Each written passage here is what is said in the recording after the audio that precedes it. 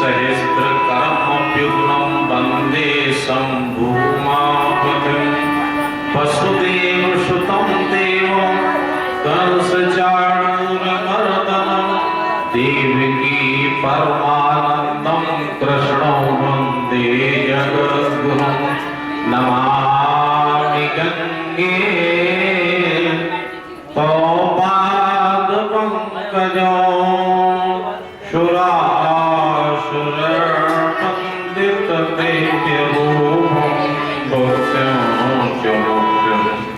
ददासि नित्यं वावात्मसारेण सदा नारायणं लोकाभिरामं लड्डरङ्गधीरं राजीवनेत्रं रघुवंशनाथं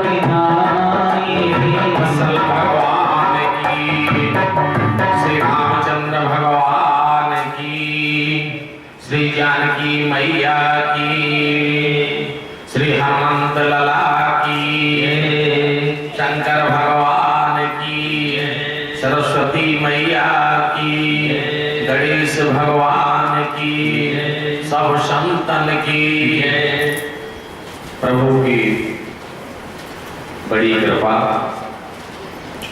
और वैसे कथा में कई देवी देवताओं की उपस्थित होती है, लेकिन ये तो परमात्मा का दरबार है। यहाँ तो श्री हनुमान लला पहले से प्रतिष्ठित हैं, भगवान शंकर जी पहले से प्रतिष्ठित हैं, माँ पहले से प्रतिष्ठित है, गणेश भगवान प्रतिष्ठित हैं। लेकिन कल ऐसा आभास हुआ कि इस प्रतिष्ठा को छोड़ करके भी श्री हनुमान जी इस राम कथा को सुनने के लिए आते हैं विशेष तौर से, क्योंकि कथा सुनना और कथा का आनंद लेना तभी फलदायक होता है जबकि श्रोता के श्रद्धामयी दृष्टि से कथा को सुना जाए। इस संसार में आकर के जीव माया से ग्रसित होकर के परमात्मा को तो भूल ही जाता है, अपने आप को भी भूल जाता है। यह अपना ही ज्ञान उसे हो जाए कि मैं कौन हूं, कहां से आया हूं, मेरा उद्देश्य क्या है इस जीवन का, इतने से ही उसका कल्याण हो जाए। यहां पर हम सब सोते रहते हैं इस संसार में आकर के। मानस में वो सोना नहीं बताया गया है जो हम रात को सोते हैं, और ना वो जगना बताया गया है कि जो हम दिन में जगते हैं। गीता में आया है या निशा सर्वभूतानां तस्याम जागर्ति संयमी यस्याम जागर्ति भूतानि सा निशा पश्यतो मुने। जिस रात में हम सब लोग सोते हैं, ज्ञानी मुनि ऋषि उसमें जगते हैं, और जिसमें हम लोग जगते हैं उसमें फिर सोते हैं। उसकी व्याख्या अपने मानस में कितनी अच्छी की गई है, जरा समझे। सोना क्या है कि मोह निशा सब सोवन निहारा, और देखहि स्वप्न अनेक प्रकार। मोह की निशा में सभी सोते, सब सोवनहारा सभी सोते रहते। यदि मोह की निशा में हम लोग सोते रहे तो भी बहुत विशेष हर्ज नहीं है। हर्ज कब होती है जबकि देखें स्वप्न अनेक प्रकार। इस मोह की निशा में हम स्वप्न क्या देखते हैं कि पड़ोसी की 4 पहिया की गाड़ी है, यदि हमारी 10 पहिया की गाड़ी आ जाए तो आनंद आ जाए, ये स्वप्न देखते हैं। बगल का किसी का मकान साधारण है, हमारा 2 मंजिल है, सोचते हैं कैसे 10 मंजिल हो जाए, ये स्वप्न देखते रहते हैं। कैसे सोचते रहते हैं कि ऐसी धन संपत्ति हमारे पास आ जाए तो देखो आनंद हो जाएगा। ये देखें स्वप्न अनेक प्रकार। मोह में हम लोग ग्रसित रहे, अगर स्वप्न भी न देखें तो भी अपना कल्याण हो जाए, लेकिन स्वप्न देखते रहते हैं। और उस स्वप्न में देखते देखते हम लोग उसी में भ्रमित रहते हैं और उसी मोह के बंधन में फंस जाते हैं। जगना कब है? जानो तब ही जीव जग जागा, जब सब विषय विलास विराग। इस जीव को तभी जागना मानो, ये जागना नहीं जो हम लोग जाग रहे हैं, तभी मानो कि जबकि विषयों से विलास हो। क्या सुंदर बात कही है अपने मानस में। यही तो मानस है तो जीवन को ही बदल देती है। विषयों से विलास नहीं। जब तक ये शरीर रहेगा तब तक भूख लगे, आप तब तक प्यास लगे, आप कहें हम तो इससे विलास कर ले, हम इसको नहीं लेंगे, क्या ये संभव है? जो आवश्यक चीजें हैं इस शरीर धारण के लिए वो हमें आपको करनी है, और इस शरीर की रक्षा भी करनी है, क्योंकि शरीर माध्यम खल धर्म साधन। बिना शरीर के हम परमात्मा को भी नहीं प्राप्त कर सकते। जो लगातार बीमार रह रहा है, जिसको शारीरिक कष्ट ज्यादा हो जाता है, उससे कहो जरा भजन करो, भजन उसका क्या मन लगे। लेकिन छोड़ना क्या है? विषय विलास, विषयों का विलास छोड़ना। ये विषयों का विलास क्या है? विलास ये है कि हमें कान दिए हैं पर प्रभु ने भगवान की कथा सुनने के लिए, भगवान के जो लीलाएं हैं उनका श्रवण करने के लिए। और इसका विलास क्या होता है कि हम भगवत कथा न सुन करके दुनियादारी की चर्चा सुनते हैं। भगवत कथा तो हमको कब सुनाई थे लेकिन अगर जो पड़ोसी की बुराई कोई करता है तो हमारे कान इतने बड़े हो जाते हैं कि वो चुपचाप कोने में कह रहा है और मैं यहाँ खड़ा होकर के सुन लेता हूँ। ये इन कानों का विलास है। भगवत के अलावा, भगवत चर्चा के अलावा दूसरी चर्चा का सुनना ही विलास है। इसको हमको छोड़ना होगा। जिह्वा का कार्य क्या है? भगवत नाम लेना। और इसका विलास क्या है? उल्टी सुलटी बातें करना, पूरा किसी की ईर्ष्या करना, किसी की चुगली करना और भगवत चर्चा के अलावा दूसरी चर्चा करना, ये जिह्वा का विलास है। नेत्र किस लिए परमात्मा ने दिए हैं? भगवान का दर्श करना, भगवान को देखना, भगवान की जो पुस्तकें हैं उनको पढ़ना, भगवत प्रेम बढ़ाना। नेत्र इसलिए दिए हैं। और नेत्रों का विलास क्या है? टीवी में तमाम इधर उधर के सीरियल देखना और कोई जा रहा है उसको देख। नेत्रों का हम लोग कहां सदुपयोग कर रहे हैं, जरा देख लीजिए। ये विलास है, इसको छोड़ना है। और जीव की गलती नहीं है, गलती उन देवताओं की है जो कि हमें आपको घेरे बैठे।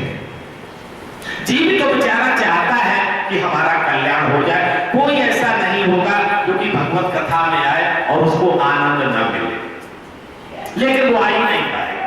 क्यों नहीं आ पाएगा? क्योंकि जितने देवता हैं वो सब इंद्रियों पर बैठे हुए। इंद्रिय द्वार झरोखा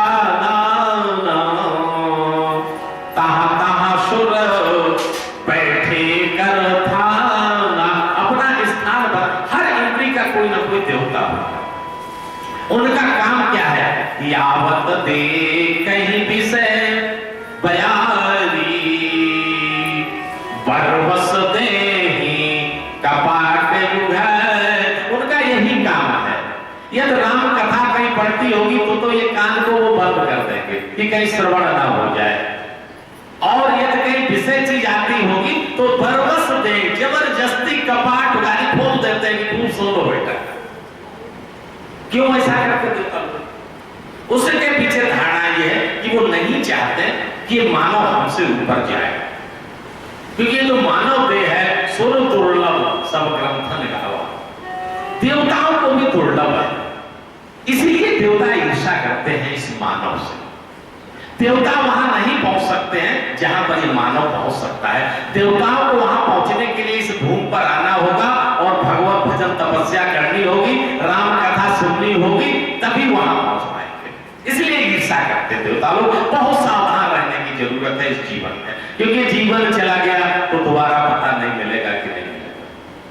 और भगवत दर्शन से भी भगवत कथा ज्यादा श्रेष्ठ है। मैं तो कभी कभी सोचता हूं कि यदि रावण ने भगवान का दर्शन किया, राम का दर्शन किया, कितना बदलाव आया।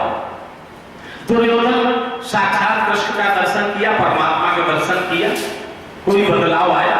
नहीं आया। लेकिन ये दुर्योधन रावण इस बर्रा में आकर के और इस पंडाल में आकर के हमारी राम कथा सुन लेते तो हो सकता है उन्हें परिवर्तन, हो सकता नहीं उन्हें परिवर्तन आ ही जाता। ये राम कथा का प्रभाव। राम कथा सबका कल्याण करती है और इसमें हर, जैसा मैंने कहा, हर इंद्री में किसी न किसी को बसाएंगे और किसी न किसी को बसाने से केवल उसको बसाएंगे जो आपका अपना है। कोई आपका अपना नहीं, सब स्वार्थ की ये दुनिया है। जब आप किसी के तह तक चले जाएंगे तो उसके पीछे कोई न कोई स्वार्थ। हमारे सामने आकर कहते जो कोई हमारी ज्यादा बड़ाई करता तो हम एक लाइन उससे कहते भैया ये छोड़ो, काम की बात बताओ, तुम आए किस लिए हो, वही पॉइंट हमें बता दो, छोड़ो ये हमारी तारीफ वाली। तो वही हम पूछ लेते क्या फायदा अपनी तारीफ सुनने से। तो आंखों में किसको बसाना, जरा देखिए। मेरी आंखों में, सबकी आंखों में होना चाहिए, मेरी आंखों में वही दिलदार है। कौन सा दिलदार? मेरी आंखों में वही दिलदार है जिस पे कुर्बान सारा संसार है।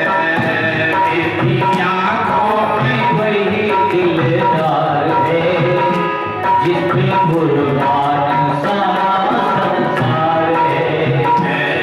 मेरी आंखों में वही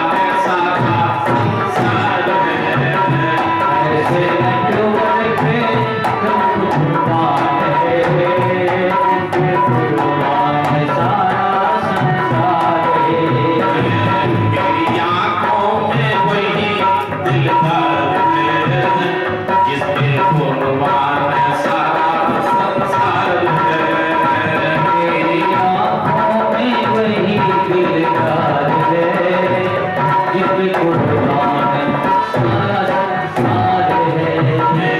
कभी रक्षा करी है धनुष बाण से, कभी रक्षा करी है धनुष बाण से, कभी मुरली बजाई मधुर तान से, कभी मुरली बजाई है सुरतान से। तो प्यारा हमारा सरकार है जिसपे कुर्बान सारा संसार है। तो प्यारा हमारा सरकार है जिसमें कुर्बान सारा संसार है। मेरी आंखों में वही दिल दर्द है जिसपे कुर्बान सारा संसार है। मेरी आँखों में वही दिलदार है जिसमें कुर्बान सारा संसार है। कभी बल के यहाँ पे प्रभावन बना, कभी बल के यहाँ विप्रभावन बना, द्रौपदी के लिए चीर का तन बना, द्रौपदी के लिए चीर का तन बना। कभी खंबे से लेता अवतार है जिसमें कुर्बान सारा संसार है। कभी खंभे से लेता अवतार है जिसमें कुर्बान सारा संसार है। मेरी आंखों में वही दिल दर्द है जिसपे कुर्बान सारा संसार है। मेरी आँखों में वही दिलदार है जिसमें कुर्बान सारा संसार है। कभी सोने की लंका लुटाता फिरे, कभी सोने की लंका लुटाता फिरे, कभी ब्रज में वो माखन चुराता फिरे, कभी ब्रज में वो माखन चुराता फिरे। सारे जग में उसी की बहार है जिसमें कुर्बान सारा संसार है। सारे जग में उसी की जयकार है जिसमें कुर्बान सारा संसार है। मेरी आंखों में वही दिल दर्द है जिसमें कुर्बान सारा संसार है। मेरी आँखों में वही दिलदार है जिसमें कुर्बान सारा। बोले भक्तवत्सल भगवान की। चलें कथा में प्रवेश करें। कल तक की कथा आपने श्रवण की। भगवान शंकर जी मां को राम जन्म के हेतु बता रहे हैं। 3 हेतु बता दिए, चौथा हेतु आज शुरुआत हो रहा है। कल हमारी इच्छा थी कि प्रभु प्राकट्य सोमवार को कर लिया जाए, लेकिन भगवान ने आज्ञा नहीं दी और ये कहा कि मैं तो मंगलवार को पैदा हुआ था, तुम सोमवार को कैसे मेरा प्राकट्य करा सकते हो। तो आज प्रभु का प्राकट्य लेकर के चलेंगे और जरा देखिए क्या आनंद आता है, प्रभु की मर्जी है। तो राम कथा में 2 चीजें जरूर सुननी चाहिए अनिवार्य रूप से, चाहे जितनी व्यस्तता हो। एक तो प्रभु का प्राकट्य, इससे व्यक्ति के हृदय में प्रभु का प्राकट्य होता है। और दूसरा राम विवाह की कथा। राम विवाह की कथा जो सुनता है उसके घर में सब मंगल मंगल होता जाता है। ये 2 कथाएं अनिवार्य रूप से सुनना चाहिए हर व्यक्ति को राम कथा। तो आज कोशिश करेंगे, प्रभु की कृपा होगी। वैसे हमसे तो कहा है कि आज हम आएंगे जरूर आएंगे। कांगड़ी जी बड़ा स्वागत है आपका, पुनः स्वागत है। जब हम आपको देख लेते हैं तो पता नहीं क्यों मानस मेरे अंदर उतरने लगती है। क्या बताएं, कैसे मैं कुछ कहूं। तो तीसरा हेतु बता रहे हैं, चौथा हेतु बता रहे हैं कि क्या बता रहे हैं कि मनु और शत्रुपा, मनु राजा थे, शत्रुपा की पत्नी थी। ब्रह्मा जी की पहले सभी मानसिक संतानें हैं, मन से उत्पन्न किया, लेकिन सृष्टि नहीं बढ़ रही थी। ब्रह्मा जी ने विचार भगवान से कहा कि प्रभु ये मानसिक सृष्टि हम कब तक करते रहेंगे? हम किसी को हाथ से पैदा कर देते हैं, किसी को पैर से कर देते हैं, किसी को सिर से कर देते हैं, किसी को चरण से कर देते हैं, हम कितना पैदा करेंगे? प्रभु ने आज्ञा दी कि ऐसा करो, मैथुनी सृष्टि का आरंभ करो।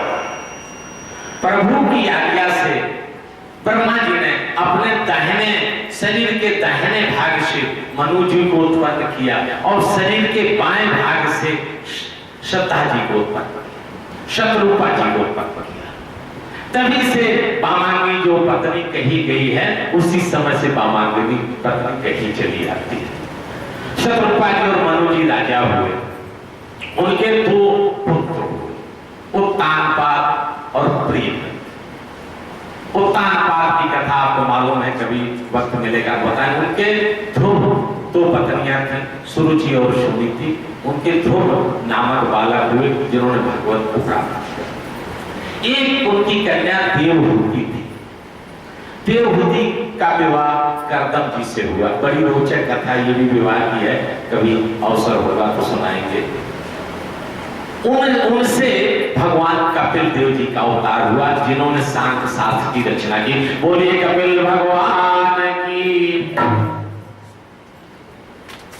राज करते थे, राज करते करते विचार करने लगे एक बात कि होई न विषय विराग, भवन बसत भाचौथ तन।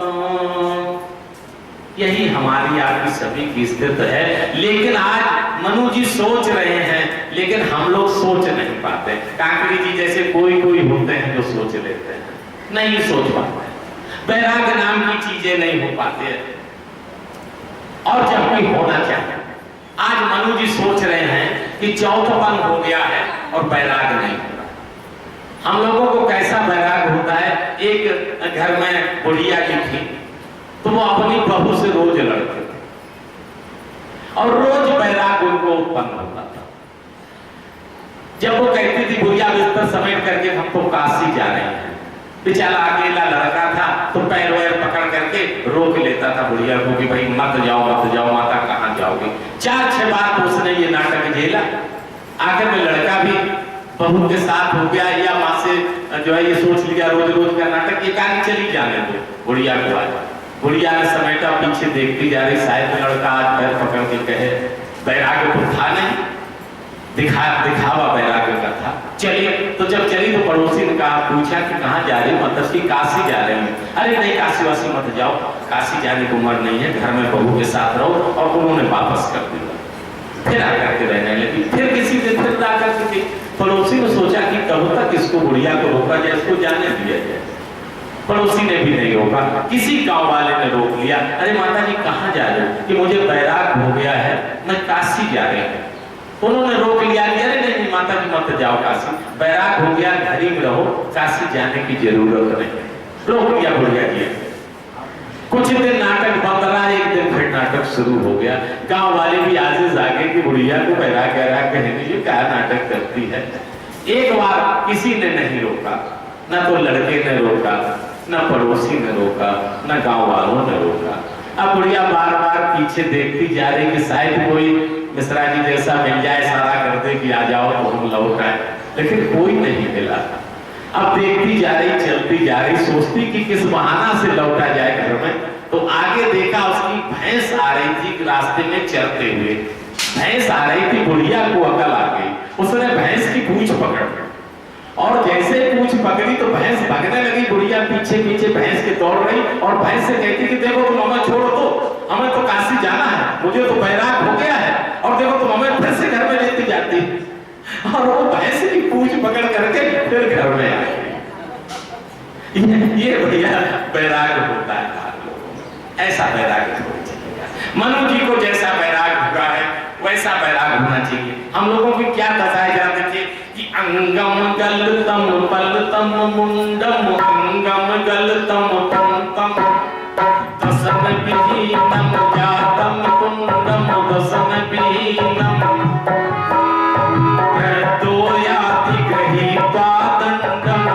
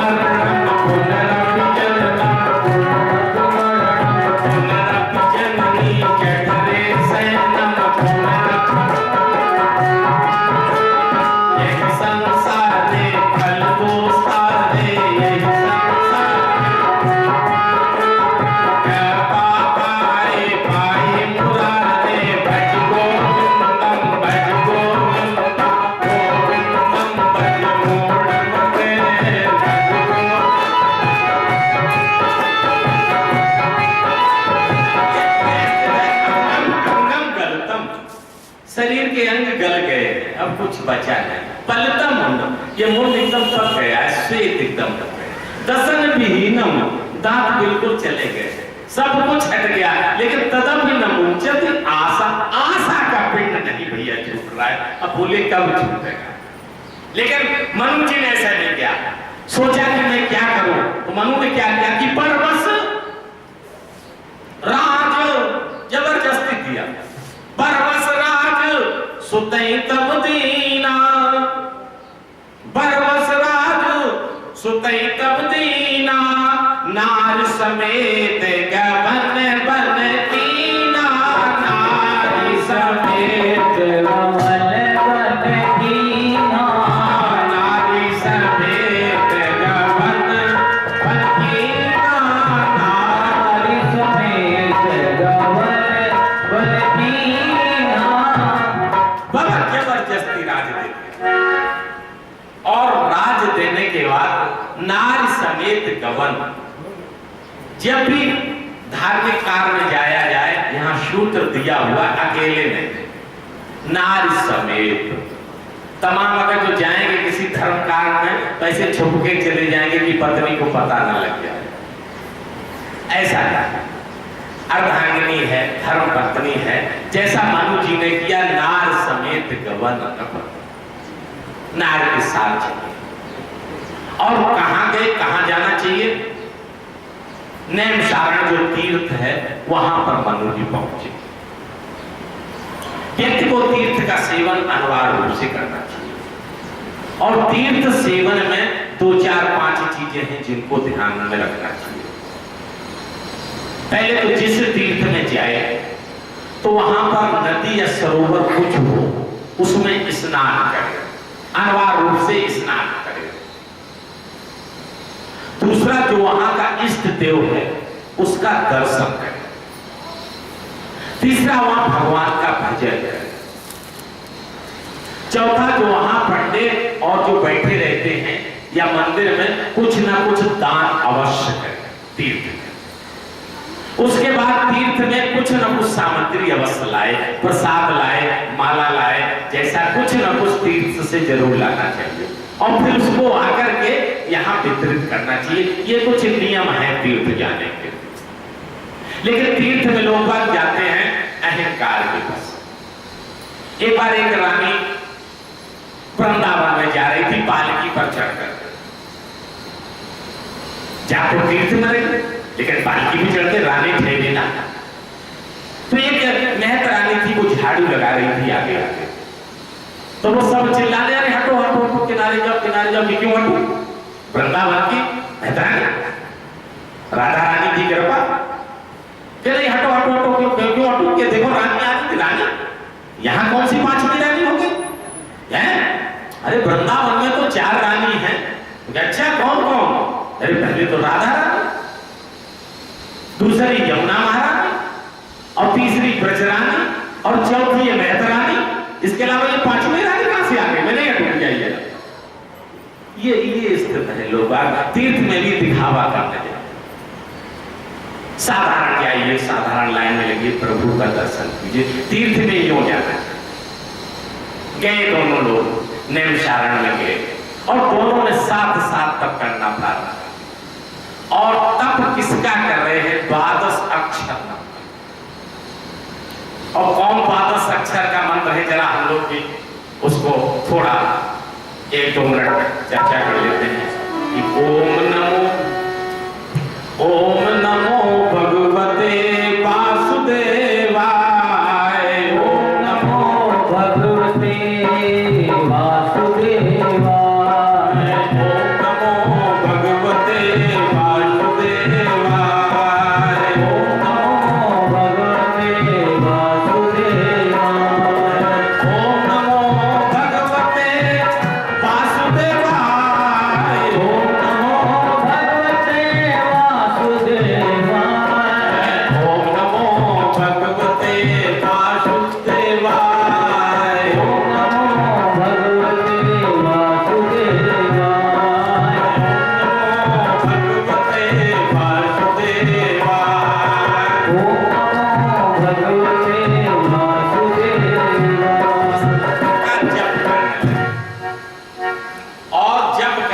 करते 6000 वर्ष तो केवल पानी पी करके रहे दोनों प्राणी, 7000 वर्ष बाह्य आहार कर रहे और 10,000 वर्ष वो भी सब कुछ छोड़ दिया और एक पैर से दोनों खड़े गए। ये तपस्या में धीरे धीरे शक्ति आने लगती, शरीर क्षीण हो गया लेकिन आत्मिक शक्ति बढ़ती चली गई।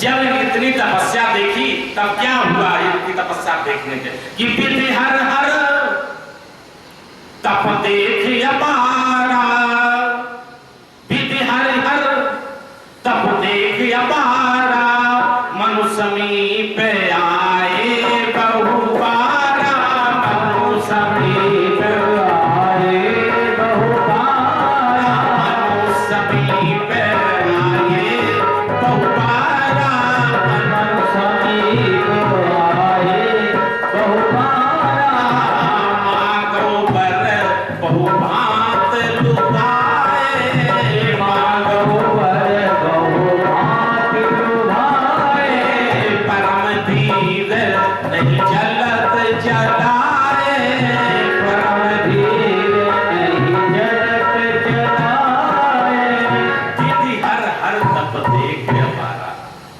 पहले ब्रह्मा जी आए कि वर मांगो, उन्होंने कहा मैं आपसे क्या लेना देना, आप क्यों आते, मैंने तो आपको बुलाया नहीं। ब्रह्मा जी चले गए, भगवान शंकर जी गए कि बेटा वर मांगो। उन्होंने कहा आपसे क्या मतलब है, आपको तो हम बुला नहीं रहे हैं, ना मैंने कहा मैं बढ़ूंगा। भगवान शंकर जी चले गए। उसके बाद विष्णु भगवान आए कि वर मांगो। उन्होंने कहा कि हमने तो आपको बुलाया नहीं, तो आप क्यों चले आए वर देने के लिए। तीनों देवताओं को वापस कर दिया और एक बार नहीं, मनु समीप आए बहुबार। जब परमात्मा प्रेरणा दे तो ये देवता आकर के मनु को लुभाने लगे। क्या कहते कि मांगा हूं वर बहुभांत लुभाए, प्रलोभन भी देते रहे तीनों देवता कि भाई जो चाहना हो मांग लो, लेकिन मनु नहीं देते, अपने उस विश्वास पर डटे रहे।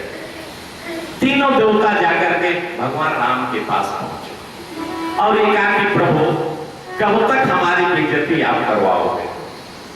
एक मृत्युलोक का राजा और हम तीनों देव कई बार उसके पास जाकर उसके हाथ जोड़ते रहे कि भैया वरदान मांग लो। वो हमें ऐसे भगा देता है कि जाओ, तुमसे क्या मतलब, क्यों तुम बार बार, तुम्हें और कोई काम धाम है नहीं क्या, क्यों बार बार मेरे पास चले आते। प्रभु मुस्कुराने लगे और कहा कि ठीक है देवताओं, एक बार और चले जाओ। मेरे कहने से प्रभु अब हम कतई नहीं जाएंगे, बेइज्जती की भी एक सीमा होती है। तो प्रभु ने कहा कि ठीक है आप लोग जाइए, अब मैं देखूंगा। तो देखने पर क्या होगा कि मांग मांग पर भई नववानी, मांग मांग पर भई नववानी, परम गंभीर कृपा प्रसादी, परम गंभीर कृपा प्रसादी, परम गंभीर कृपा प्रसादी, परम गंभीर कृपा प्रसादी, मृतक जियावन गिरा सुहाई, मृतक जियावन गिरा सुहाई, श्रवण रंध्र जब उड़ाई, श्रवण रंध्र जब उड़ाई, हृष्ट पुष्ट तन भय सुखाए, हृष्ट पुष्ट तन भय सुहाए, मानव अवहि भवन ते आए, मानव अवहि भवन ते आए। आकाशवाणी हुई कि मांगो मांगो पर। जब प्रभु की आकाशवाणी हुई, जैसे वो शब्द कर्ण से हृदय में गया तो एकदम हृष्ट पुष्ट हो गए। ये लगता था कि अभी महलों से ही, भवन से ही सीधे सीधे चले आ रहे हैं। जब आकाशवाणी का द्वार वरदान मांग रहे हैं कि प्रभु हमें तो उस स्वरूप का दर्शन करना है कि जो भगवान शंकर जी अपने मन में रखते हैं, मुन लोग जिसके लिए प्रयत्न करते हैं, काकभूषुंडी जी महाराज जिसका ध्यान करते हैं और निगम जिसके सगुण और निर्गुण रूप की दोनों की बात कहते हैं, हमें तो वो रूप केवल देखना है और कुछ एक और बोले कि देखें हम सो, ऐसा रूप मुझे चाहिए। देखें हम सो रूप भर लोचन, कृपा करहु प्रणतारति मोचन, कृपा करहु प्रणतारति मोचन, कृपा करहु प्रणतारति मोचन, कृपा करहु प्रणतारति मोचन, भगत बचल प्रभु कृपा निधाना, भगत बचल प्रभु कृपा निधाना, विश्वास प्रगटे भगवाना, विश्वास प्रगटे भगवाना, वाम भाग शोभित अनुकूला, वाम भाग शोभित अनुकूला, आदिशक्ति क्षमनिधि जगमूला, आदिशक्ति जगनिधि जगमूला, जासुवंश उपजहि गुण खानी, जासुवंश उपजहि गुण खानी, अगणित लक्ष्य उमा प्रमानी, अगणित लक्ष्य उमा प्रमानी, प्रकृति विलास जासु जग होई, प्रकृति विलास जासु जग होई, राम बाम दिस सीता सोई, राम बाम दिस सीता सोई। जब आकाशवाणी से ऐसा वरदान मांगा तो भगवान प्रकट हो गए। और प्रकट कैसे हुए? दो रूप में प्रकट हुए, दो भुजा। यही भगवान का असली स्वरूप है, जो सगुण और निर्गुण, जिस पर ब्रह्म की बात हम लोग करते हैं।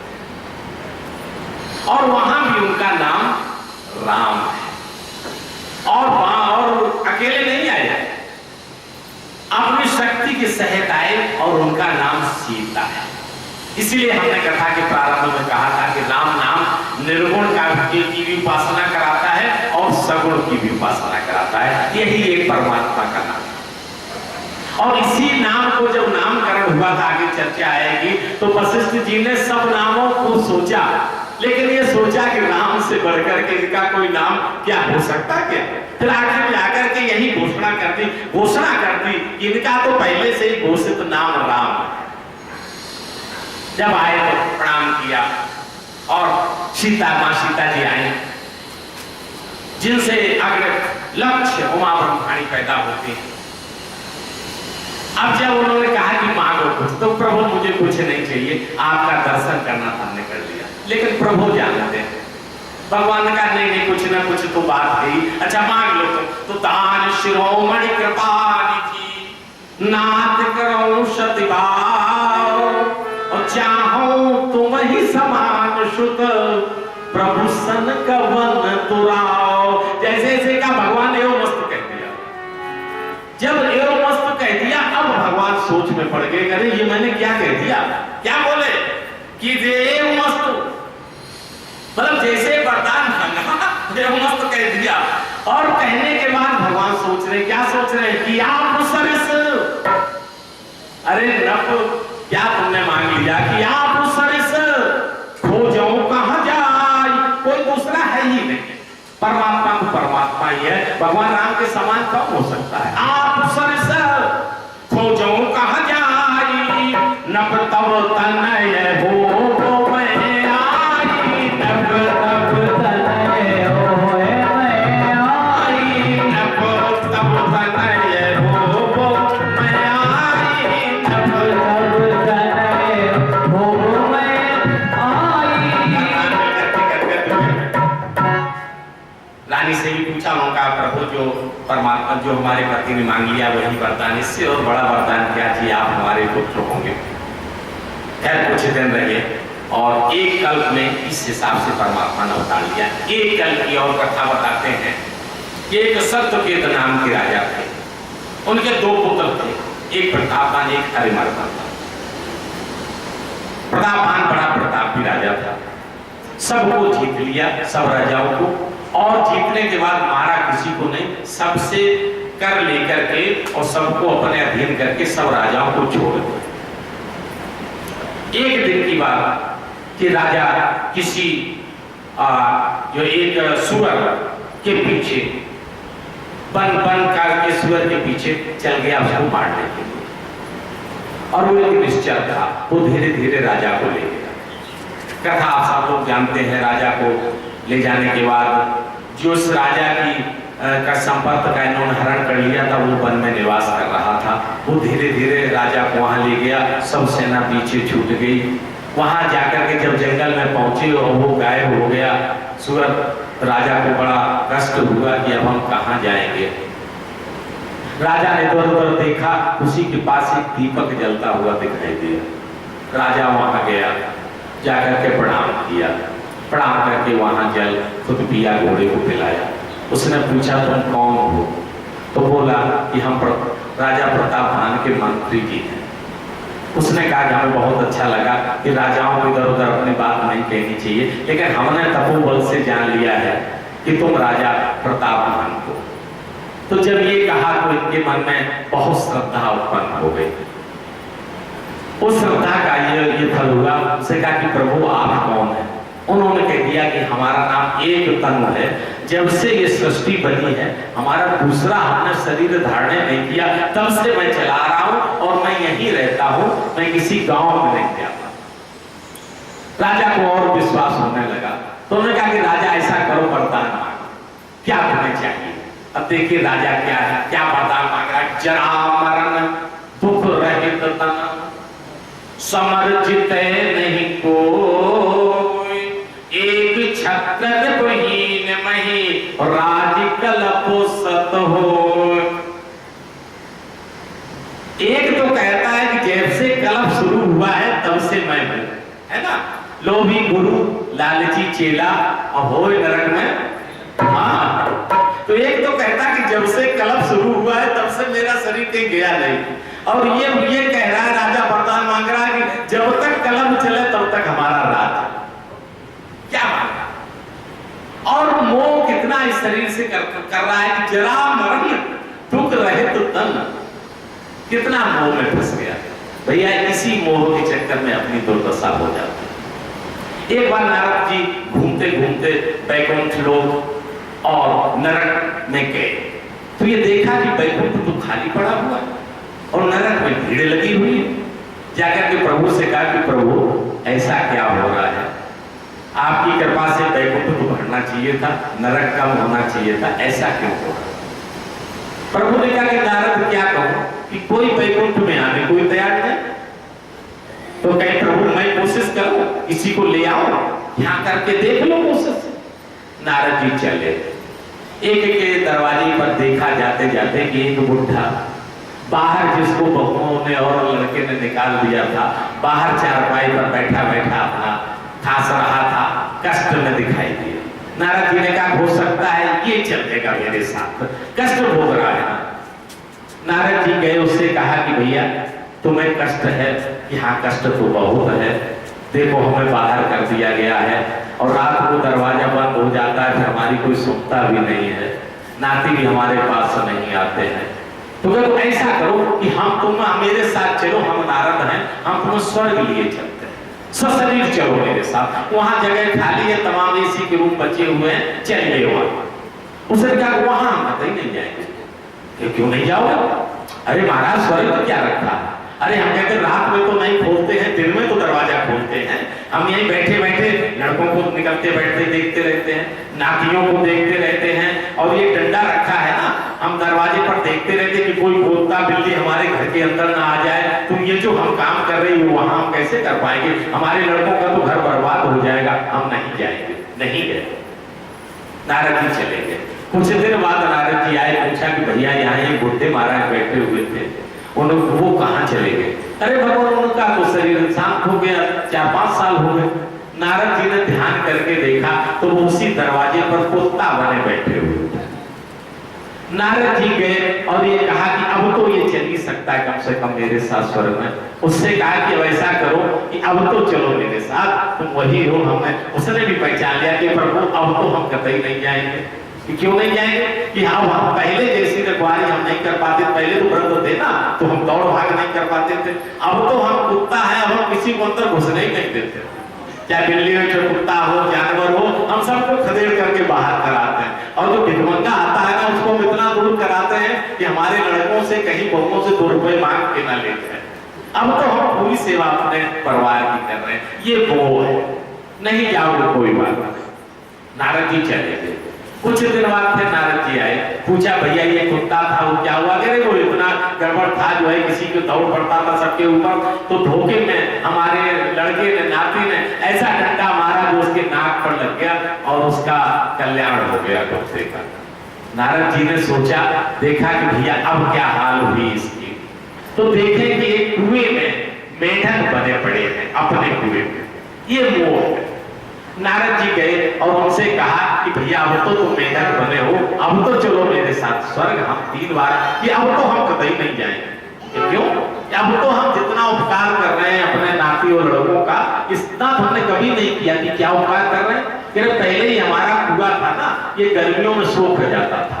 अब हम मेढक है ना, तो हम उनका पहले से सोता ऐसे खोदते रहते हैं, मिट्टी निकालते रहते हैं। अब ये हमारा कुआं साल भर बिल्कुल हरा भरा रहता है, पानी भरा रहता है। अब खेती पहले से दुगनी होने लगी। नारद जी ने माथा ठोका कि धन्य है, चले गए। फिर कुछ दिन बाद आए, देखेगा वहां मेढक आया। पूछा कि भैया ये मेढक के यहाँ का क्या हुआ? कि हाँ मेढक एक था यहाँ, तो क्या हुआ?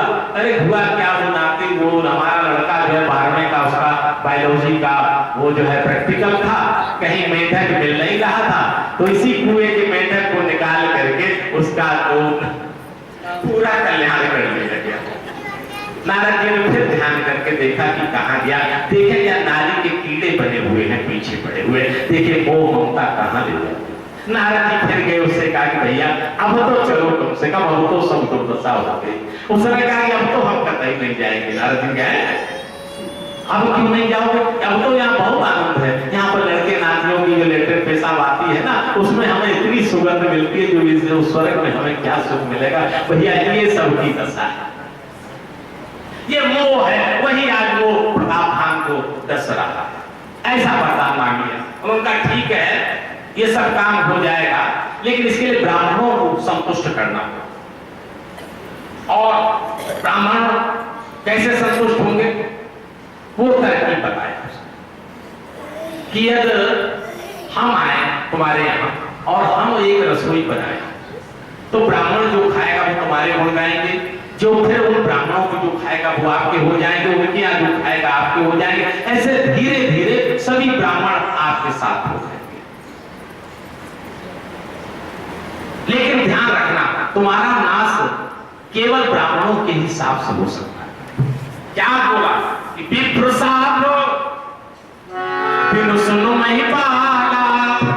राजा बता रहा, विप्र साध बिनु सुनो नहीं पाला, तोर नाश नहीं कबने काला, तोर नाश नहीं कबने काला, तोर नाश नहीं कबने काला, तोर नाश नहीं कबने काला।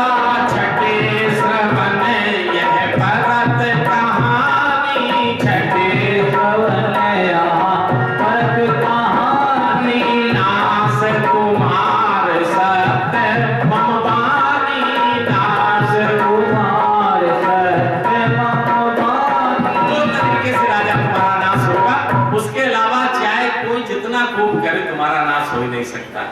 एक तो ब्राह्मण के साथ से, और दूसरा छठे श्रवण। छठे श्रवण का मतलब 2 कान तुम्हारे 2 कान हमारे, या तीसरे को तुमने ये बता दिया तो भी तुम्हारा नाश हो जाएगा। उन्होंने कहा प्रभु मैं किसी को नहीं बताऊंगा। अच्छा महाराज अब सो जाओ, हम परसों आ जाएंगे तुम्हारे यहाँ, और हम इस वेश में नहीं आएंगे, हम आएंगे तुम्हारे पुरोहित के वेश में, पुरोहित के वेश में। तुम हम जब हम कान में बताएं तो तुम सुन लेना, और तुम सो जाओ और हम तुम्हें वहीं पहुंचा देंगे।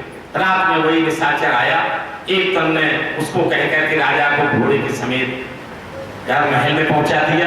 राजा ने रात में देखा कि क्या हुआ, महल में हम आ गए। देखिए 2 लोगों को मानस में उठाया गया, एक तो इस कपटी मुनि को उठा करके पहुंचाया, और एक श्री हनुमान जी ने सुखेड़ जी को उठा करके लाए थे लक्ष्मण जी के प्राण बचा। तो जब कपटी मुनि ने जब एक को उठा करके पहुंचाया तो उसको किसके दर्शन हुए? सुबह सुबह काम के दर्शन हुए, पत्नी के दर्शन। लेकिन जब एक संत ने उठा करके ले गया, जैसे सुखेड़ ने आंख खोली वैसे उनको राम के दर्शन हुए। ये संत की महिमा है। जब संत उठाता है किसी को तो वो राम के दर्शन करा देता है, और जब ये गृहस्थी वाला किसी को उठाता है तो वो काम के दर्शन कराता है। बेचारा फंस गया, आकर के रात में चला गया, बाहर आकर के आया, कोई जान न ले, मन में सोचता रहा कब आया। तीसरे दिन वो आया, पुरोहित को उसने वहां से अपहरण करा लिया। तीसरे दिन आया और आकर के रसोई जो बनाई गई वो मांस की रसोई थी। मांस की रसोई थी तो, लेकिन वो रसोई ऐसी थी जो कि देखने में मांस की नहीं लग रही थी। पहले कभी आप लोगों को याद हो, हम छोटे में किस्सा सुनते थे, शायद आप लोगों ने कभी सुना होगा, गांव में भूतों की बारात चलती थी और रात में बड़े लाइट और नगाड़े वाड़े सब बजते थे। तो हमारे गांव में एक महाराज गए थे तो भूत वहां बड़ी अच्छी दावत हो रही थी, वो भी वहां बैठ गए, बैठा लिया कि दावत खाओ, और दावत खाई। उसके बाद कुछ सामान उन्होंने बांध दिया, अंगौछा में बांध के लाए और बताया सुबह करे इतनी बढ़िया हमने दावत खाई और कुछ हम लाए अंगोछा में बांध करके तुम्हें दिखाए। जब उसको खोला गया तो उसमें से हड्डियां निकली। तो हुई तो मांस की थी रसोई, लेकिन वो देखने में शाकाहारी लग रही थी, मांस नहीं दिखाई दे रही थी। लोग आगे शक करते हैं कि ब्राह्मण लोग मांस खाते थे, उस समय ब्राह्मण मांस नहीं खाते थे, जो वो माया में रसोई थी। तो जब ब्राह्मण को बैठाला गया और बैठाल करके जब भोजन परोसने लगे तो परमात्मा ने ये जाना कि हमें लगता है ये ब्राह्मण समझ नहीं पा रहे हैं, इनका पथभ्रष्ट हो जाएगा। तो क्या हुआ? आकाशवाणी हुई। आकाशवाणी क्या कहती? विप्र ब्रह्म उठ उठ ग्रह जाओ, विप्र ब्रह्म उठ उठ ग्रह जाओ, है बड़ी हान अन्न जन खाओ, है बड़ी हानि अन्न जन खाओ, है बड़ी हान अन्न जन खाओ, है बड़ी हानि अन्न जन खाओ। ये तो मांस की रसोई होती तो आकाशवाणी अन्न नहीं।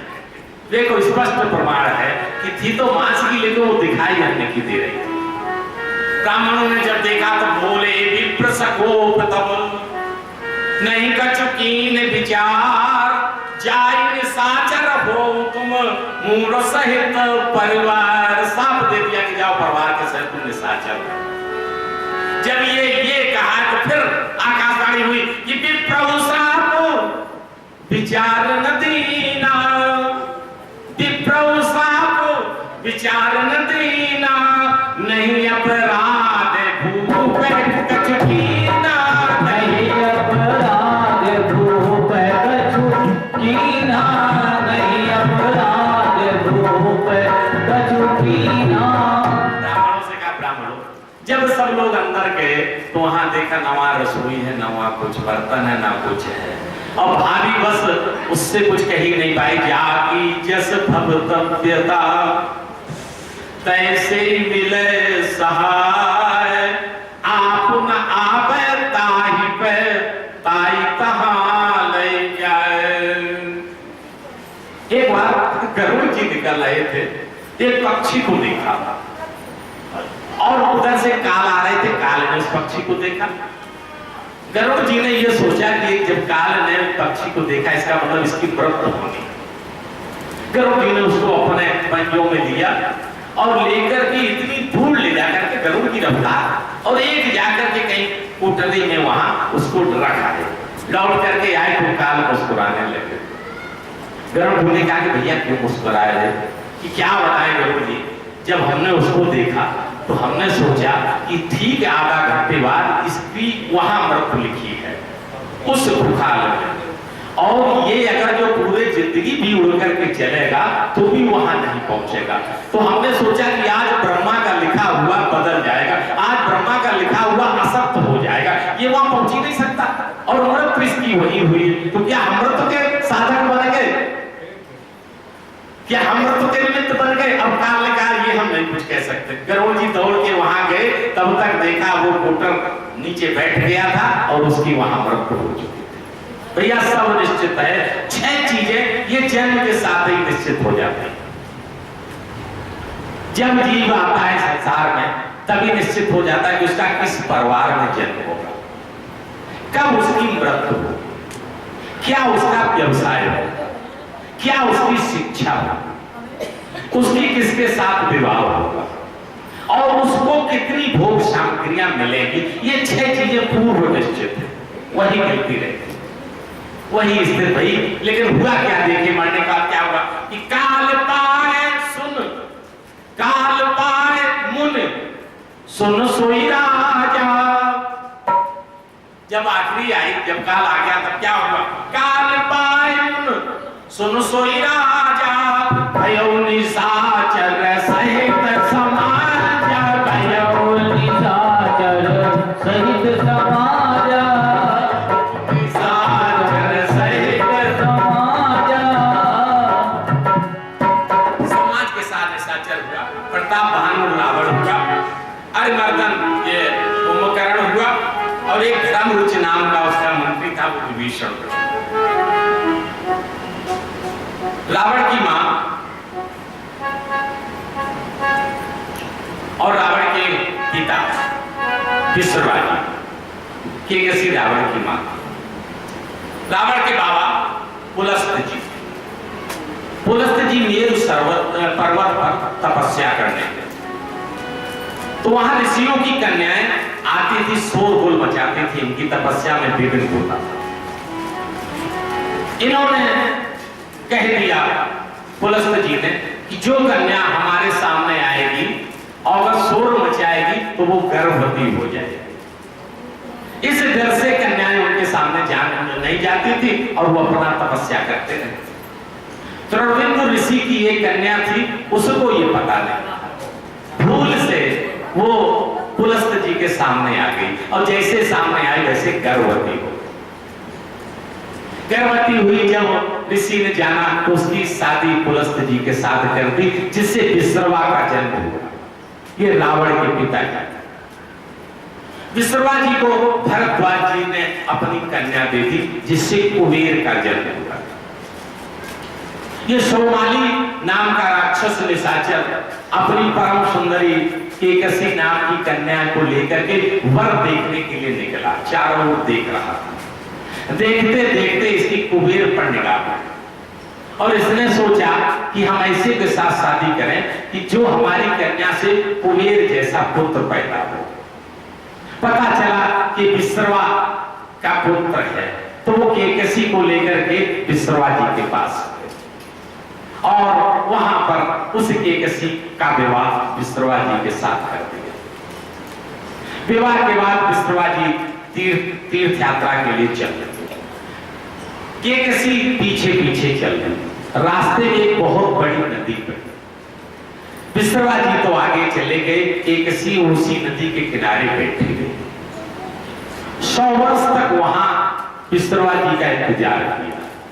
जब विश्रवा जी लौट करके आए तो देखा, अरे केकसी तुम यहीं बैठी हो, और एक धोबी का जो घाट पे रहता था ना, उसी के पास, उसी के शरण में ये बैठी थी कि हाँ मालिक, जब आप चले गए तो मैं क्या करती घर जाकर के, तो बताओ तुम्हारी क्या इच्छा है। कि इच्छा तो हमारी ये थी कि जो 100 वर्ष आपने बेकार बिता दिए, इन 100 वर्षों में कम से कम हमारे 10 पुत्र हो जाते, ये इच्छा व्यक्त की। विश्रवा जी ने आशीर्वाद दिया कि 10 पुत्र की तो नहीं, लेकिन अब जो पुत्र होगा वो 10 सिर का हो जाएगा, इसलिए ये रावण का जन्म। विश्रवा जी आया, रावण का जन्म हुआ। रावण के बाद कुंभकर्ण का जन्म हुआ, शूर्पणखा पुत्री का जन्म हुआ और विभीषण जी का जन्म।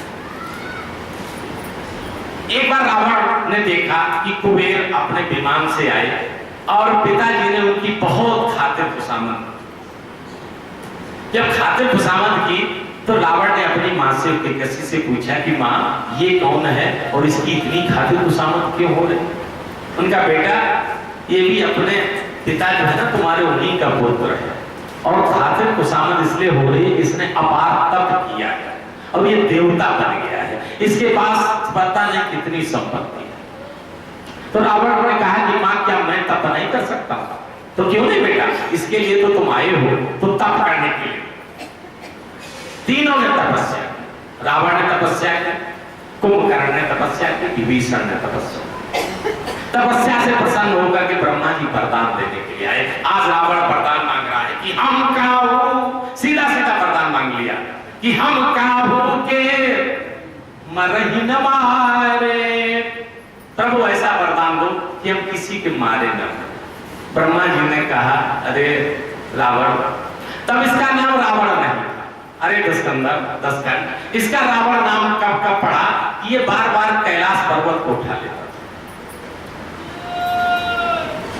पार्वती जी बड़ी परेशान थी भवानी, और शंकर जी से कहे कि ये कौन सी बात रही, जब रावण आता तो उठा लेता हम लोगों को, ये कोई खिलौना बना रखा है इसने क्या, क्यों नहीं आप रोकते? तो उन्होंने क्या करें, हमारा प्रिय शिष्य है ना। तो उन्होंने कहा अगली बार मैं देखती हूँ। तो जैसे ही उसने अगली बार उठाया, तैसे ही मां ने उस पर्वत को दबा दिया। जैसे ही पर्वत दबा तो इसके दोनों हाथ दब गए और पर्वत ऊपर से आ गया। रावण रोने लगा। जिस समय रावण रोया उसी समय इसका, जिस समय दशकंधर रोया उसी समय से इसका नाम रावण पड़ गया। पहले इसका नाम रावण, तो वही इसने भगवान शंकर का स्तोत्र लिखा है। वो उसी अवस्था में भगवान शंकर प्रसन्न हुए, स्तोत्र पढ़ा इसने, प्रसन्न होकर के फिर इसको बाहर निकाला गया। वो तब से इसका नाम रावण। तो क्या बोला, हम काहू के मरही न मारे। ब्रह्मा जी बोले भैया हम ही अमर नहीं हैं, तो हम तुम्हें कैसे अमर बनाते? यदि ये कला हम ही जानते होते तो हम ही अमर ना हो जाते। ब्रह्मा जी की भी आयु निश्चित है। अच्छा ऐसा करो तो दो एक चीजें छोड़ दो, चलो मान लेते। तो क्या छोड़ रहा है कि बानर मनोज जाति तुइवारे, ऐसा चलो मनुष्य बानर छोड़ दो, इनके अलावा किसी से न मरे। ब्रह्मा जी ने तथास्तु कहा। उसके बाद कुंभकर्ण की बात आई। ब्रह्मा जी ने मन में सोचा कि ये कह रहा है, मन में सोच रहा है कि हम 6 महीने जगे और 1 दिन सोए। तो ब्रह्मा जी ने कहा, सोचा कि ये वरदान मांग लेगा तो हमारी आदि सृष्टि तो ये खत्म करता रहेगा। तो शारदा जी को बुलाए, सरस्वती को बुला करके कहा कि जरा इसकी मत फेरो। सरस्वती जी मत फेर रही है तो कुंभकर्ण क्या वरदान मांग रहा, जरा देखिए। शारद प्रेर ताशुमत फेरी, शारद प्रेर ताशुमत फेरी, मांग से नींद मास सटकेरी, मांग से मांग नींद सटकेरी, मांग से नींद मास सटकेरी, मांग से नींद मांग सटकेरी। भूल गया प्रभु हम 6 महीने सोए और 1 दिन जगे, ये मांगे। विभीषण से कहा, गए विभीषण पास पुनः कहो पुत्र वर मांग, ते मांगो भगवंत पद कमल अमल अनुराग।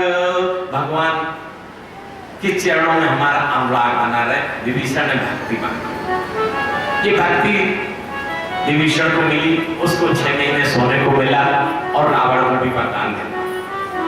मैं दानव की पुत्री मंदोदरी थी, उसका विवाह रावण के साथ। विरोचन की देवती वज्र ज्वाला थी, उसका विवाह कुंभकर्ण के साथ हुआ। और शैलुष गंधर्व था, उसकी शर्मा नाम की लड़की थी, उसका विवाह विभीषण के साथ। शादी होने लगी। शादी होने के बाद इसने दिग्विजय करनी प्रारंभ कर दी। रावण दिग्विजय करनी प्रारंभ कर ली तो सबको हरा लिया।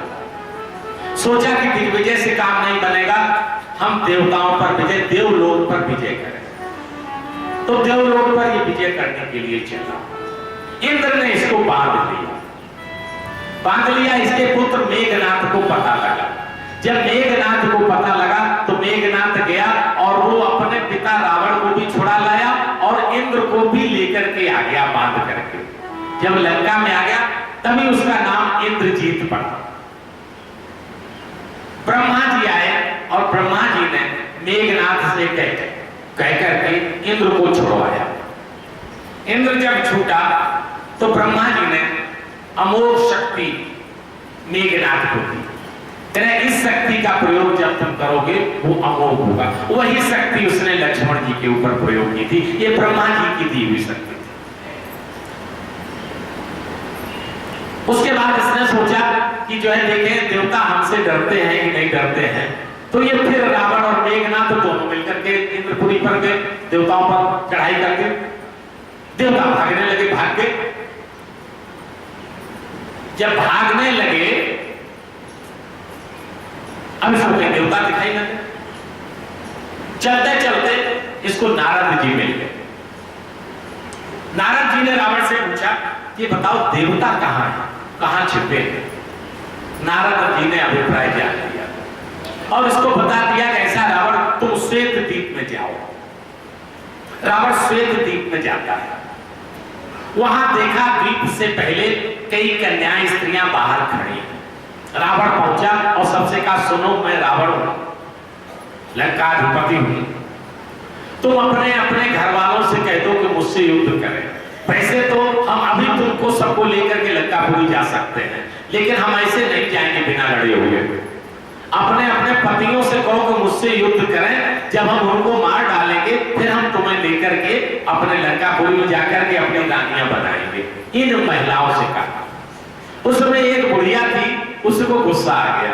उसने दौड़ करके रावण को पकड़ लिया, दोनों पैर पकड़ लिए और लेकर के आकाश में हो गई। ये छटपटाता रहा, ये छूट नहीं पाया। आकाश में जाने के बाद उतने जोर से उसने नीचे पटका जो समुद्र में जाकर के नीचे गिर गया। मरा नहीं, जो वरदानी था, आयु निश्चित थी, नहीं मरा। ये बलि के यहां पहुंच गया शतल लोग और बलि से ये कहा कि ऐसा करो कि देवताओं से तुम्हारा भी बैर था और हमारा भी बैर है। चलो हम दोनों लोगों मिलकर के देवताओं को आज हराएं, उनको ढूंढे कहां पर देवता है। बलि ने कहा कि ऐसा रावण, ये जो रखे हैं ये आभूषण ये हमारे पितामह पहनते थे, तो जरा इनको उठाओ तो हम तुम्हारा बल तो देख लें। रावण गया और उन आभूषणों को उठाने लगा। उन आभूषणों को रावण उठा नहीं सका। बलि ने कहा कि जब तुम हमारे पितामह के आभूषण नहीं उठा पा रहे हो तो तुम कितने बलि हो हमने जान लिया। वहां से शर्मिंदा होकर के रावण चला। जब चला तो बामन भगवान ने देखा कि ये कहां जा रहा है। बामन भगवान ने उसको पकड़ लिया। बलि के दरवाजे पर बामन भगवान का पहरा है और ले जा करके बांध दिया और बच्चों को दिखा करके दिखाते थे कि देखो क्या हुआ। और उसके 10 मस्तक पर भगवान दीपक जलाते थे। धीरे धीरे खबर बलि के पास पहुंची कि एक अजीब जानवर आया है 10 सिर वाला, वो बंधा हुआ है, उस पर दीपक जलाए जाते हैं बलि के। और बलि ने उसको छुड़वा दिया है, ये रावण इसको छोड़। एक बार रावण बाली को जीतने गए और बाली को ललका। बाली ने आकर इसको पकड़ और पकड़ करके अपने काख में दबा दिया। रात में इसको बांध देता था। लोग कहते कि काख में दबाए होता तो सोता कैसे था। तो रात में रावण को बांध देता था और दिन में काख में दबाए हुए बाली इसलिए घूम रहा था ना ताकि सबको पता लगे कि सबूत काख में दबा हुआ है।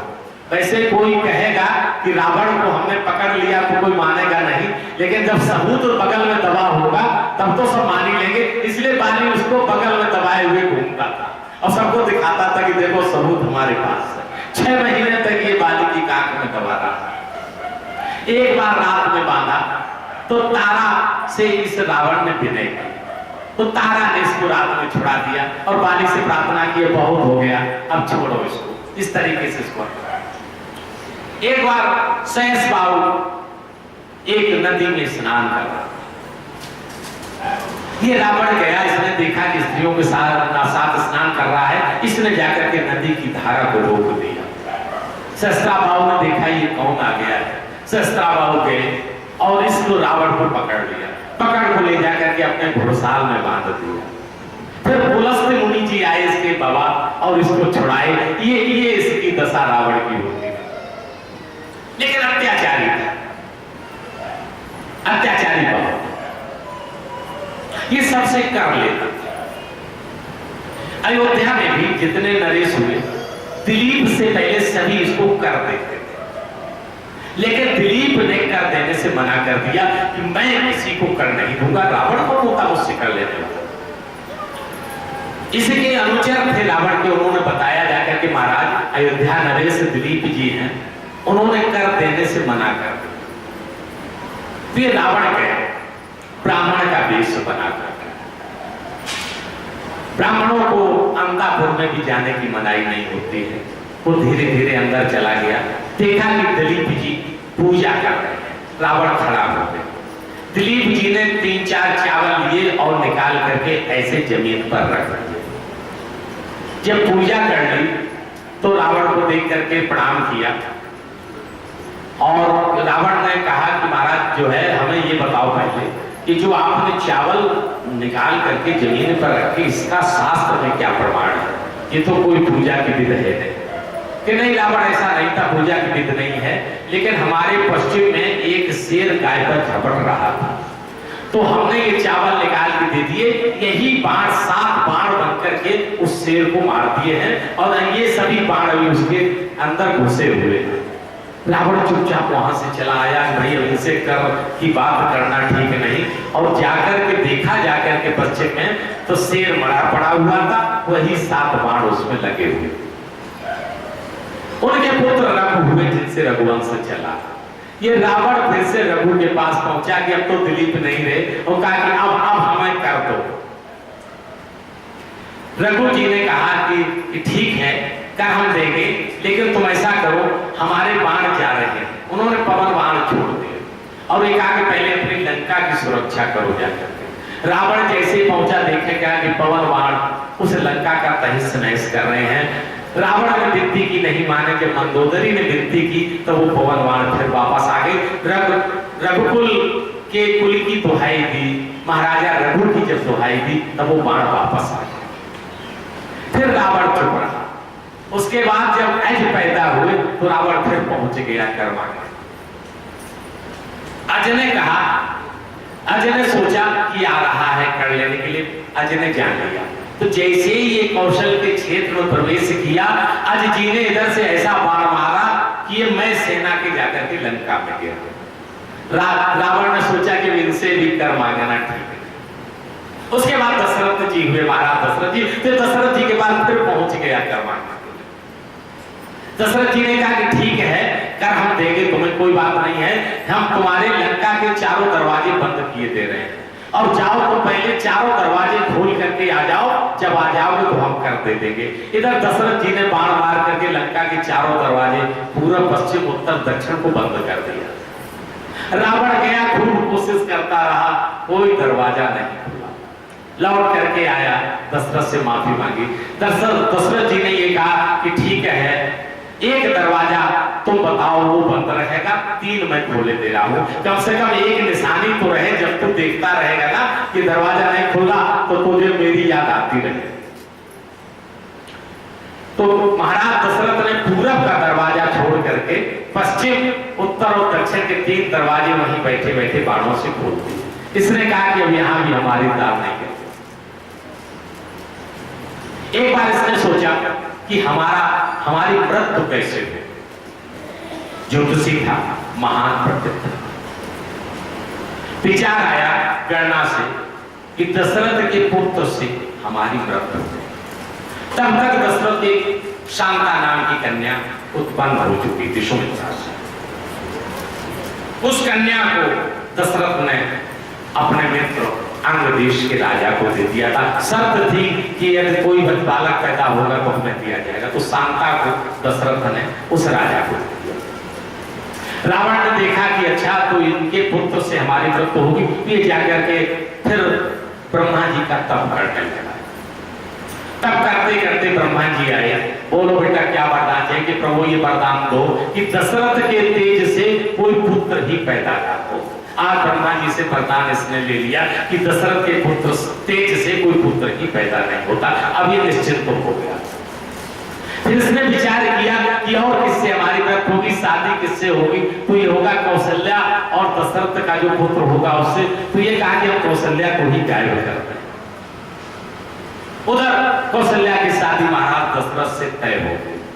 रावण गया कौशल्या और डेट तय हो गई, कौशल्या का अपहरण कर लाया और लाकर के एक महात्मा लोग थे रास्ते में, उनको उनके यहाँ सुरक्षित रख दिया, किसको रखे रहना, किसी को बताना नहीं। उधर जब पता लगा कि कौशल्या जी गायब हो गई है तो उनके मंत्री और मंत्री की लड़की आज सब लोग उसको खोजने के लिए चले। इधर शादी की बात थी तो महाराज दशरथ जी अपनी बारात लेकर के कौशल के लिए चले। महाराज दशरथ को शिकार का बड़ा शौक था, तो बारात वहां रोक करके शिकार करने चले गए कि पहुंच चले गए।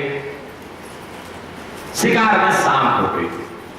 शाम हो गई, महाराज दशरथ वहां आए तो सबने कहा कि जब दूल्हा नहीं है तो बारात हम लेकर के क्या जाएंगे, बारात भी वही रुकी रही। तब तक ये कौशल्या को खोजते खोजते वहीं आ गए, उसी नदी के तट पर। वहां इनको पता लगा कि एक लड़की रावण छोड़ गया है, तो माताओं से पूछा तो देखा कौशल्या जी को पहचान लिया। अब सबने विचार किया कि लगन की जो समय है, यदि कौशल चलेंगे तो लगन का समय निकल जाएगा, इसलिए यही शादी कर दी जाए। वहीं पर उन्हीं महात्मा मुनियों के आश्रम में आज दशरथ महाराज दशरथ जी और कौशल्या जी का विवाह होता है। सुमंत्र की और उनकी जो लड़की थी वहां के मंत्री की, उस लड़की का उसने सुमंत्र के साथ विवाह कर दिया और विवाह करने के बाद महाराज दशरथ कौशल्या जी को लेकर के आ गए। रावण जब पहुंचा, ऋषियों से पूछा कि महाराज वो कन्या कहाँ है जो हमको धरोहर में दे गए थे? तो उन्होंने कहा कि वो कन्या की तो शादी हो गई। शादी हो गई किसके साथ? बोले महाराज दशरथ जी के साथ। रावण ने कहा अरे मूर्खो, तुम कैसे महात्मा हो? उन्हीं से तो बचाने के लिए हमने आप क्या छोड़ा था, उन्हीं शादी हो गई चली गई, वो 3 दिन हो गए। अच्छा वैसा है, तुमने ये गलत काम किया है, इसलिए हम तुम्हारा हम पूरा खून निकालेंगे। उन ऋषियों का रावण ने खून निकाल करके घड़े में भरा। ऋषियों ने श्राप दिया कि इसको तुम अगर जो वहां लंका में ले जाएगा, जहां ले जाएगा वहां पर भीषण अकाल पड़ जाएगा। रावण ने सोचा कि ये तो साफ हो गया, अब हम लंका में रख नहीं सकते, इसको ले जाकर के जनक जी के यहाँ उसको गाड़ दिया। क्योंकि ये एक बार भगवान शंकर जी के साथ वेदांत पर चर्चा हो रही थी, फिर रावण जनक से हार गया था, इसलिए रावण बैर मान रहा था, द्वेष मान रहा था जनक जी से। उस द्वेष के कारण उस घड़े को ले जाकर के जनक जी के लगा दिया, जिससे हमारी सीता मैया की उत्पत्ति हुई। अब जब रावण इधर खोजने लगा सबको देख करके, ये सोचे हमें देवता नहीं मिल रहे हैं, तो उसने सोचा कि जिससे देवता पुष्ट होते हैं उसी को रोक दिया जाए। तो क्या क्या बोला, अपने सब गणों को आज रावण ने बुला दिया और बुला करके कह रहे कि तुझे भोजन मगहोम सराधा। आज रावण सबको समझा रहा है, सुन लो सब लोग, कि तुझे भोजन मगहोम सराधा, सबके जाए करो तुम्हें बाधा, सबके जाए करो तुम्हें बाधा, सबके जाए करो तुम्हें बाधा, सबके जाए करो तुम्हें बाधा। क्या बोलने लगा?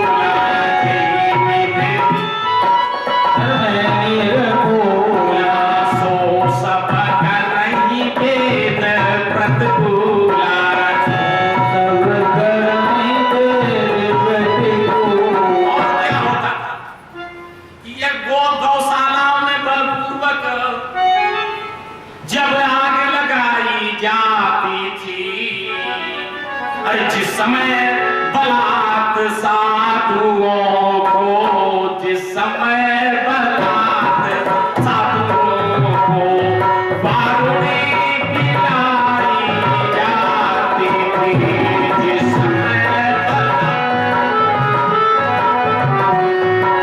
जेहि जेहि देश देनो दुर्भावई, जेहि जेहि सदेनो तुझ पावई, नगर गाँव पुर आग लगावई, नगर गाँव पुर आग लगावई, सुबह आचरण कतौ नहीं होई, सुबह आचरण कतौ नहीं होई, देव दीप कुर्बान न कोई, देव दीप कुर्बान न कोई, आड़े खल बहुचोर जुआरा, आड़े खल बहुचोर जुआरा, झेलम पट पर धन पर तारा, झेलम पट पर धन पर तारा। ये स्थिति हो गई, विपरीत सब होने लगा, बाड़े बहुखल चोर जुआरा, सब बढ़ने लगा, अत्याचार बढ़ने लगा। पार्वती जी ने पूछा कि प्रभु ये बताओ, क्या ये निशाचर केवल त्रेता में ही मिलेंगे क्या? आगे द्वापर आएगा, उसके बाद कलयुग आएगा, क्या कलयुग में ऐसे निशाचर नहीं होंगे? कहते देवी जी कलयुग में तो बहुत होंगे, है महाराज, कलयुग में बहुत निशाचर होंगे। अच्छा, लेकिन उनकी पहचान क्या होगी? आज भगवान भोलेनाथ कलयुग के निशाचरों की पहचान बता रहे हैं, जरा देखिए कि मां नहीं, मां तो पिता नहीं देवा, मां नहीं, मां तो पिता नहीं देवा, और साधुन शरण करवा वही सेवा, साधुन शरण करवा वही सेवा, साधुन शरण करवा वही सेवा,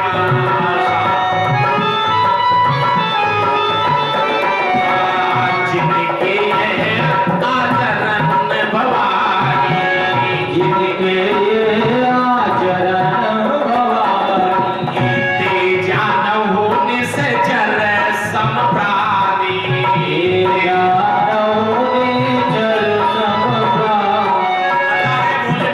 कि जो माता पिता और गुरु को न मानना, और साधुओं का मतलब है संत लोगों को, अच्छे लोगों से जो अपनी सेवा करो, ऐसे जिनके आचरण हो वो सब निशाचर। हम लोग देख लेंगे ऐसा, यहाँ राम कथा सुनने वालों के तो ऐसे आचरण हो ही नहीं सकते हैं, नंदी कथा सुनने को ही नहीं मिलती, लेकिन जिनके ऐसे आचरण है वो कृपा करके सुधार कर दें। जब इतने ही सब आफत आ गई तो तब क्या स्थिति पड़ी कि अंत सह देख धर्म के हानि, और परम सभी तो धराय कुलानी। जब ज्यादा धर्म की हानि देखी तो इस पृथ्वी कपने लगी, अकुला गई, और अकुलाने के बाद ये गाय का रूप बना करके देवताओं के पास,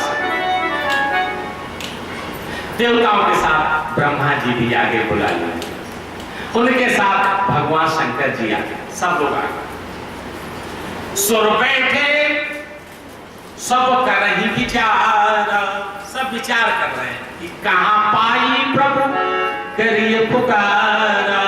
भगवान शंकर ब्रह्मा जी ने कहा कि भैया बिना प्रभु के, बिना नारायण के, बिना उनके अब काम बनने वाला है।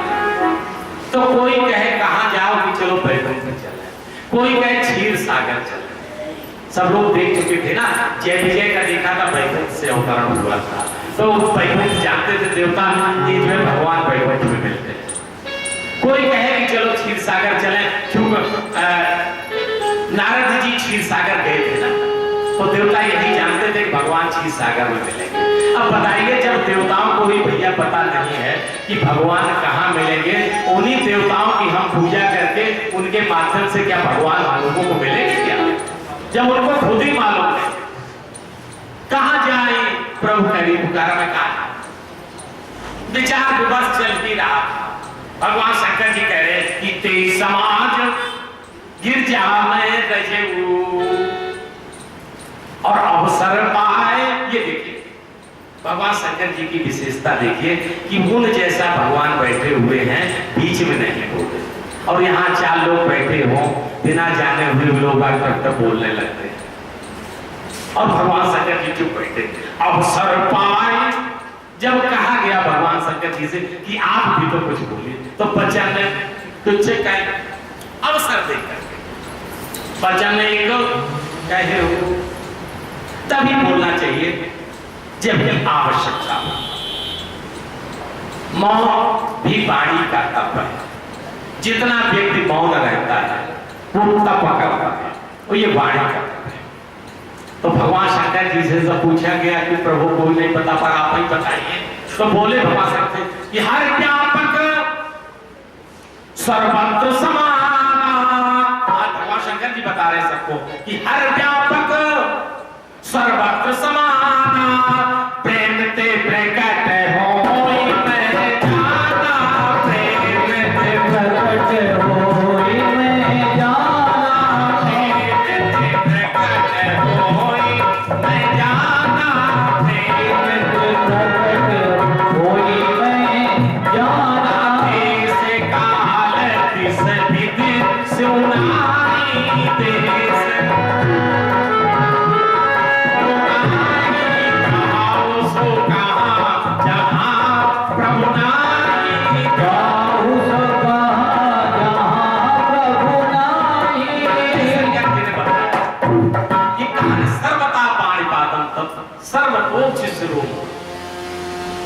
हर जगह प्रभु है, यहाँ प्रभु नहीं कहा प्रभु, लेकिन प्रेम के प्रभु। जैसे हर काष्ठ में हर लकड़ी में अग्नि होती है, लेकिन जब तक मंथन नहीं होगा, मंथन नहीं करोगे तब तक क्या आग उससे निकलेगी, लेकिन हर लकड़ी में आग है। ऐसे परमात्मा हर जगह, और किससे होता है? प्रेम से। क्या कहते हैं? प्रेम के बिना नहीं होगा भगवान।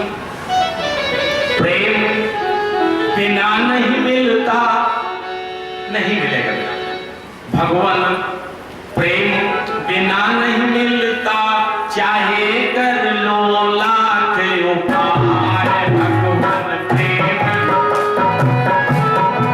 चाहे कर लो लाख उपाय। भगवान प्रेम बिना नहीं मिलता, चाहे कर लो लाख उपाय। भगवान प्रेम बिना नहीं मिलता, चाहे कर लो लाख उपाय।